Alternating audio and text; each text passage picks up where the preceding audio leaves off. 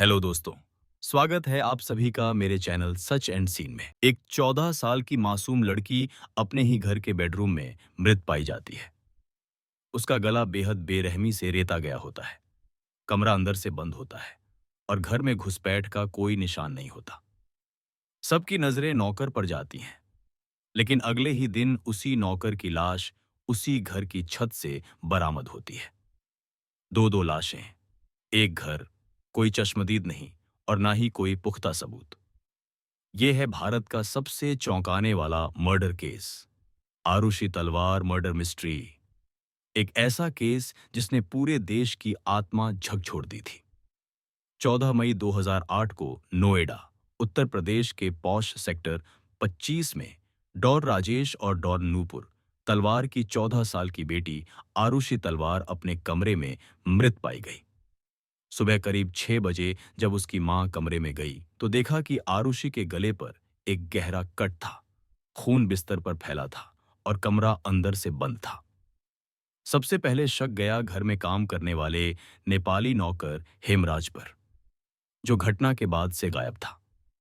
Police ने तुरंत मान लिया कि हेमराज ही कातिल है और वो भाग गया है। लेकिन अगले ही दिन जब पुलिस ने छत खोली, जहां उन्होंने पहले झांक कर भी नहीं देखा था, तो वहीं से हेमराज की सड़ी गली लाश मिली और उसका भी गला बिल्कुल वैसे ही रेता गया था। अब कहानी पूरी तरह पलट गई थी।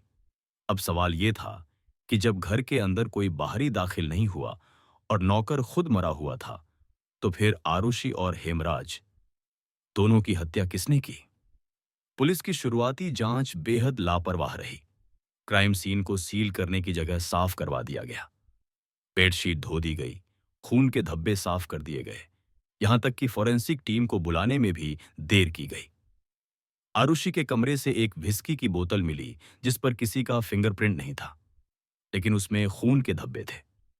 जब पोस्टमार्टम रिपोर्ट आई तो उसमें बताया गया कि आरुषि के सिर पर किसी भारी चीज से मारा गया था और फिर धारदार हथियार से उसका गला काटा गया। हेमराज की मौत भी इसी तरह हुई थी। अब शक की सुई घूमी खुद माता पिता की तरफ। पुलिस का कहना था कि डॉ राजेश तलवार ने आरुषि और हेमराज को आपत्तिजनक हालत में देख लिया और गुस्से में दोनों की हत्या कर दी, यानी ओनर किलिंग। लेकिन इस थ्योरी में बहुत सी खामियां थीं। ना तो कोई सीधा सबूत था, ना ही कोई गवाह। फिर जांच सीबीआई को सौंप दी गई। सीबीआई ने शुरू में 3 घरेलू नौकरों को शक के घेरे में लिया: कृष्णा, राजकुमार और विजय मंडल। उनका नार्को टेस्ट हुआ, जिसमें उन्होंने हत्या की बात स्वीकारी, लेकिन वो बयान कोर्ट में मान्य नहीं थे। किसी के पास कोई ठोस अलिबाई नहीं था, लेकिन सबूत भी नहीं थे। सीबीआई खुद कंफ्यूज हो गई। पहले उन्होंने एक क्लोजर रिपोर्ट में कहा कि तलवार दंपत्ति दोषी हैं, लेकिन उनके खिलाफ पुख्ता सबूत नहीं है। फिर बाद में इन्हीं को आरोपी बनाकर चार्जशीट दाखिल कर दी गई। 2013 में गाजियाबाद की सीबीआई कोर्ट ने तलवार दंपत्ति को आजीवन कारावास की सजा सुनाई। मीडिया ने भी उन्हें विलेन बना दिया था। हाई सोसाइटी के शातिर कातिल का टैग दे दिया गया। लेकिन 2017 में इलाहाबाद हाई कोर्ट ने इस फैसले को पलट दिया। कोर्ट ने कहा कि पुलिस और सीबीआई की जांच में इतने विरोधाभास हैं कि किसी को दोषी ठहराना कानून के साथ अन्याय होगा। इस फैसले के बाद तलवार दंपत्ति को बरी कर दिया गया, लेकिन आरुषि और हेमराज के कातिल आज भी आजाद घूम रहे हैं।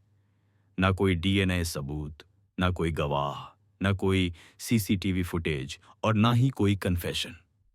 बस रह गई एक अधूरी कहानी और एक सिस्टम की असफलता।